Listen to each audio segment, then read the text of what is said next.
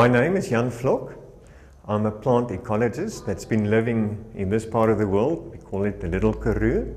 And for 30 years, I've been walking around Swartberg Mountains, Kamanassi Mountains, the Botanical Mountains, looking at plants. And after 30 years, I actually know how little I know. The incredible diversity that goes from the fynbos in the Swartberg, which is an arid fynbos type, to the wet fynbos you get along the coastal mountains, and then you go down into the lowlands and you actually get the succulent karoo, which is a completely different biome. And then of course we also have the subtropical thicket that comes into the area. This Klein Karoo area is one of the most special parts in the world. I think it's the only place in the world where you have 3 internationally recognized biodiversity hotspots actually converging together. Conservation in this special part of the world is of course a very important thing. We need reserves, nature reserves, where we can ensure that this biodiversity is properly conserved. Very important in that respect is the Swartberg World Heritage Site on the Northern Mountains, an extensive reserve of 112,000 hectares.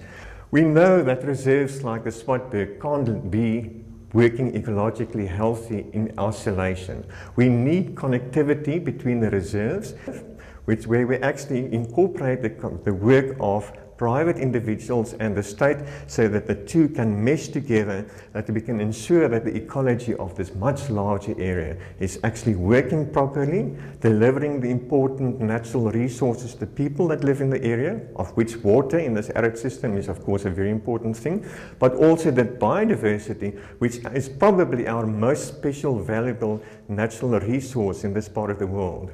Bringing tourists to the area, bringing job opportunities to the people living in the towns. Then there are of course several hiking trails you can do. One of my favorite ones when you come in summer, when it's quite hot in the lowlands, it's nice and cool in the uplands. Right from the top of the Swartberg Pass, there's a hiking trail that goes all along the peaks. And those upper peaks of the mountains are really interesting because each and every one of those peaks have unique species that occur just on them and on them alone, and those plants don't occur anywhere else in the world.